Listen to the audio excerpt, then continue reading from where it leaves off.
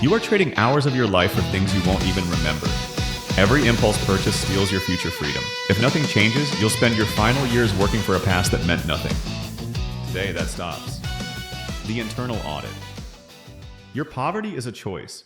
It is not about income. It is about intent.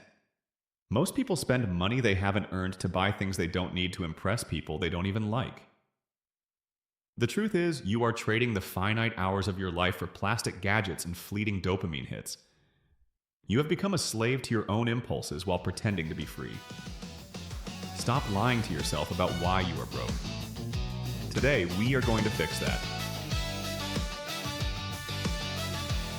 Chapter 1. The Silent Bleed. You are bleeding money silently. Awareness is your only defense. When you fail to track every single dollar, you lose the psychological connection between your hours of labor and the physical reality of your capital.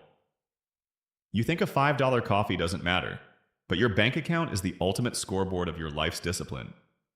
If you stay blind to your spending, you will wake up at 50 with nothing but a drawer full of receipts and a heart full of regret. Start today by writing down every single purchase you make in a physical notebook for the next 30 days. As Epictetus once said, wealth consists not in having great possessions, but in having few wants. Chapter 2. The Impulse Tax. Impulsivity is a poor man's tax. You are being hunted. Marketing departments spend billions to hack your reward system and bypass your rational decision-making process before you can even think. If you buy it now, you aren't choosing because you are simply reacting like a lab rat to a flashing light in a pig. This lack of friction means your home will be cluttered with junk, while your retirement account remains an empty, hollow shell. This is why you must implement a mandatory 72-hour waiting period for any non-essential purchase over $50. Chapter 3. Digital Sabotage.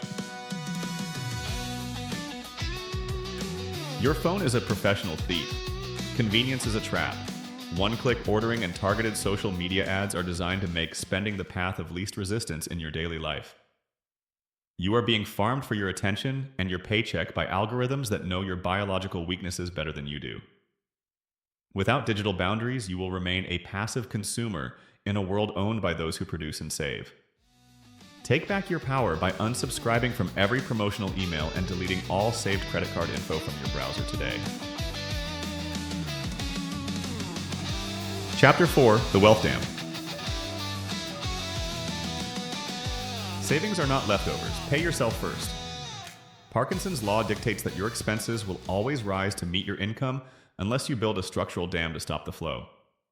You cannot trust your future self to be disciplined when the bills start piling up and your willpower is drained. If you don't automate your growth, you will always be exactly one emergency away from total financial ruin and absolute desperation. This works because it removes human error, so set up an automatic transfer to your savings account that triggers the moment your paycheck hits. Warren Buffett put it best when he said to not save what is left after spending, but spend what is left after saving. Chapter 5. The Cost of Ignorance. Ignorance is the most expensive debt. Math is not the problem. Financial literacy is about understanding the rules of the global game so you can stop being a victim of the economic machine. If you do not understand how money works, you are condemned to spend your entire existence working for people who do.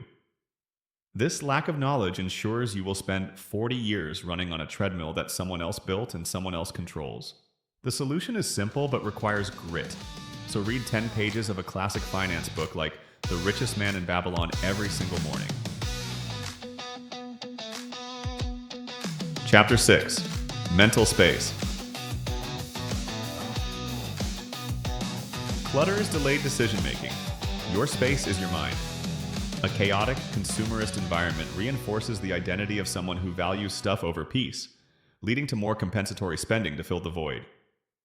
This happens because your brain cannot find focus in a room filled with the ghosts of your past bad decisions.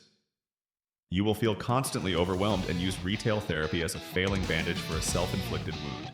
Cleanse your environment by discarding or selling one item you haven't used in 6 months every day for the next 2 weeks. the final reckoning. True freedom isn't the ability to buy whatever you want. It's the discipline to not want it in the first place. James Clear wrote in Atomic Habits that you do not rise to the level of your goals, but you instead fall to the level of your systems. Your bank account is simply a lagging measure of your daily habits. Build a system of discipline, or be a victim of a system of consumption. The choice was always yours. Commit to the process right now. Leave a comment below with the one habit you are starting today. Let's see who is actually ready to change.